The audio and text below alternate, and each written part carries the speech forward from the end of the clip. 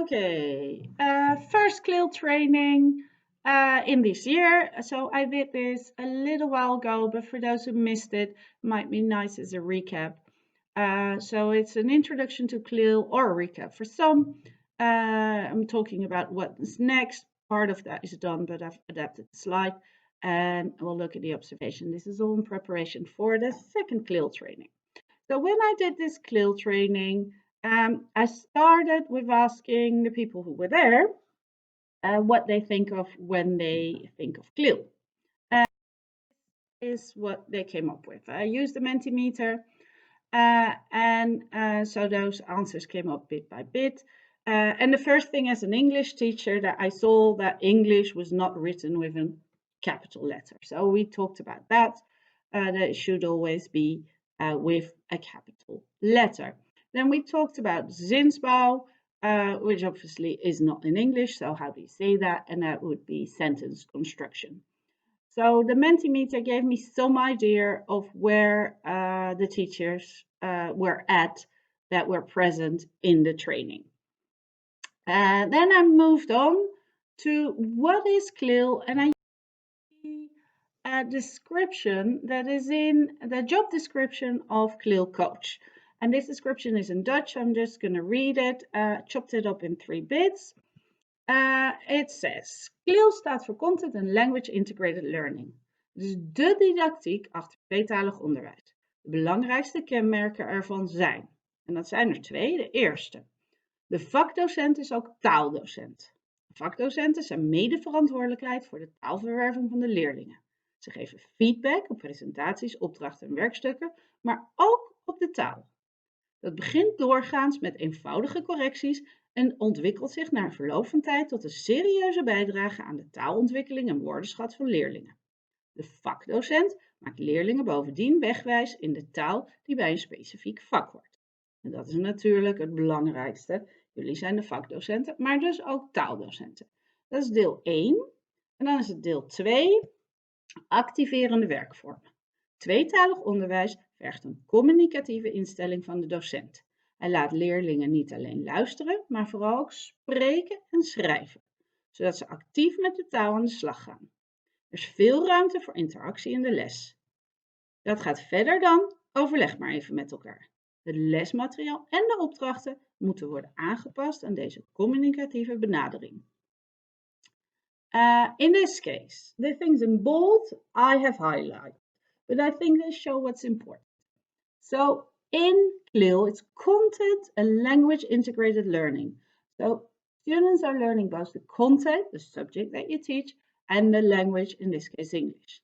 So you, as a subject teacher, are also a language teacher. And this is important, and very important part of that is the way you give feedback. And besides being a language teacher, you also need to include communications in all your lessons. So speaking and writing is very important. And they need to communicate, use the language. So not only listen to you. Now, when I train, I like to be concrete, have specific examples. So what do you actually do? And in preparation of this training, I had a look at the geography books, also for another reason, but as I was looking at them, one of the things that I noticed is that there were quite some difficult words. And what you can do to help with difficult words is use pictures. So for example, one of the words that came up, as you can see, is avalanche. Now, some kids might know what it is, some kids might not. Showing a picture is a very quick way of actually making them aware what the word means. Another thing you can do is ask the students what they already know. Because when I showed the picture of the avalanche, one of the teachers present said, oh, but they know that word because they all play, I think he said Pokemon. But somewhere in something they used, avalanche is used actually quite a lot. So maybe it's not such a difficult word as I assumed it to be. Go ask them. Something I like a lot is think, pair, share. So when you are asking a question to the class, first let individual student think about what the answer would be. Let them think it out in their head before they share it with somebody else. So before they work in pairs, and they can share what they think the answer is and compare, and then they can share it with the class. So instead of asking question to the whole class and one person raises their hand and they're the one that answers, you can give them some time to think, pair, share, which helps a lot with language development. Something else is the use of word clouds, as I did, for example, to start this training session. You can get students to type out relevant words, for example. You can give them a matching exercise where they have to say which words belong together, or maybe group words and put them in the right group. So they are really working with the vocabulary and deciding what each word means. You can use gap fills. I really like them because they're pretty easy to make. In this case, again, about avalanche, for example, I've written down the two definitions, the one that they would use in geography and the one just a more general English language. So in this case, I've given the words, you don't always have to, but it would be a mass of snow, ice and rocks falling rapidly down a mountainside, and sudden arrival or occurrence of something in overwhelming quantities. So in this case, they need to see whether it is an adverb or an adjective, for example. Again, helps them look at the language. Something else that's quite important are models. And in Britain, they refer to this as waggle, what a good one looks like. We ask them to do lots of work, but they don't always know exactly what is expected of them. So if they do have to write an essay, maybe show them what a good essay looks like. They have to give a presentation, show them an example presentation.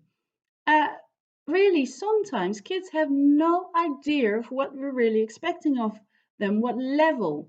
Now, if you have previous students' work, that's obviously very nice to use. Or sometimes you can make an example yourself. I often use my kids to create the waggles. So that's another very useful activity that the students actually know what a good one looks like.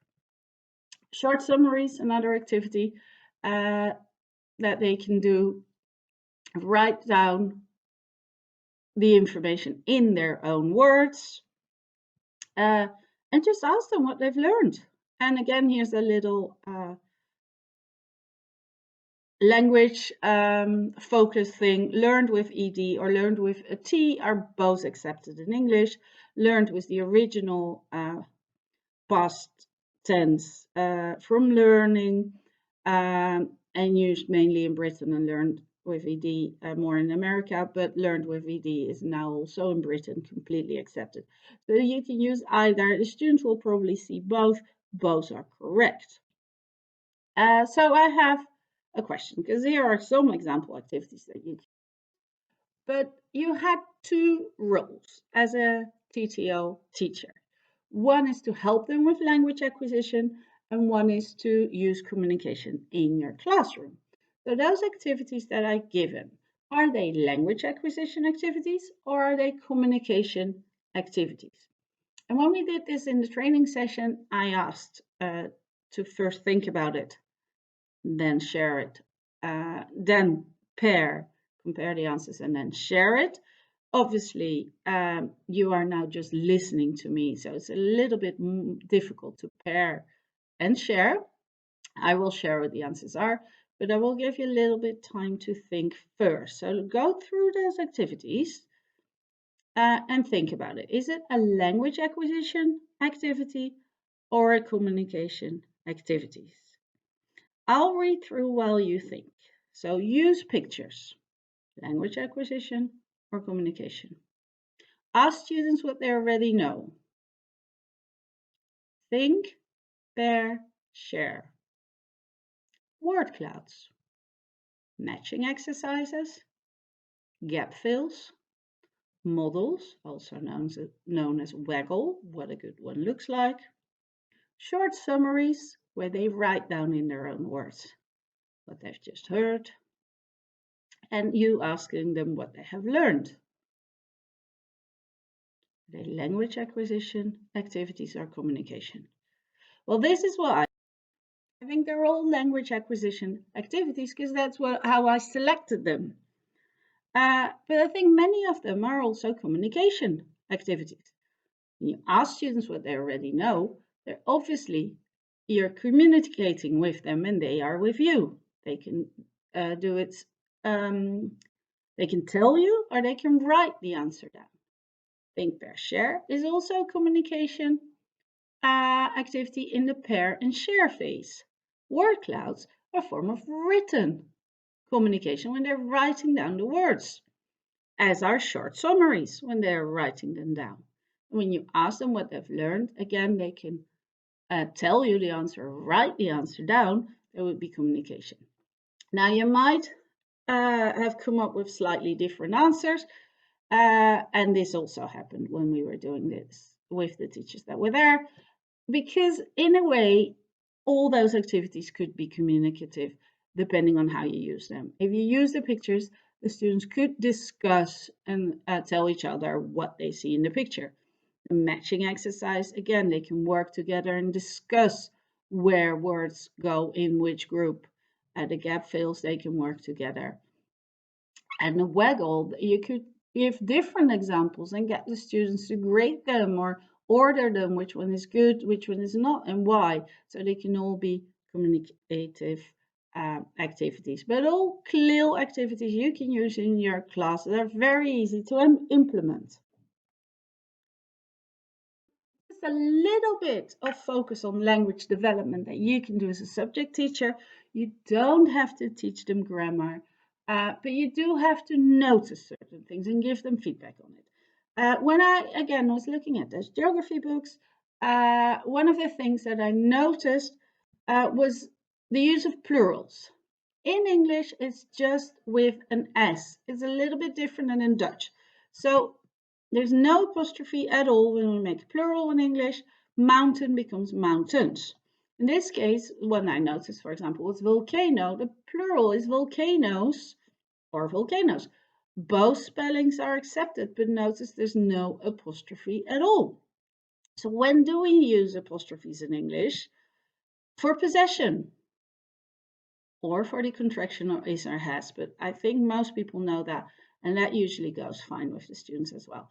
But an apostrophe S, if it's not for is, it's only for possession. So you get things like the teacher's sense of humor, apostrophe S. Now I was looking if I could put an apostrophe S after volcano, but that's really tricky because the teacher's sense of humor is something that we use for people and animals and not for things. So it is the ash of the volcano, not the volcano's ash. So those are very basic rules that we do teach them in English, but that need a lot of practice and a lot of reinforcement. And if they feel this is only important when they are in the English lesson, they will not do this properly. Another thing that came up to my mind that happens a lot with Dutch people speaking English is that in English we do our homework. We do not make it. Only if it's a 3D project, if you're actually constructing something. But most homework, I think, is written or is in the form of presentation, so then you make it. So if we all correct that and we all say it correctly ourselves, the student's language develops. So there's some very specific ideas for first training. We'll do much more about CLIL. What's next? We have a CLIL meeting on the 16th of December at 3:30. I will share the good practice I've observed because I've observed most of the TTO teachers by now. We will also look at what we at the Antonius can do with CLIL, so CLIL at Antonius. And I've already asked subject teachers for a vocabulary list. So this is mainly for the people teaching history, geography, biology, and economics. Maybe physics has a word list as well in year 3, but obviously in year 2, Michiel has written his own material, so that's different. But those word lists, if you could send them to me, just scan them from your book. You don't need to do anything extra. Scan them from your book and tell me roughly when you use them. Then I can talk to the English teachers and we can see how we use them. But we'll discuss that in more detail on the 16th of December. But if you could scan them before, that would be ideal. I hope you thought those ideas were useful, and I'll see you soon.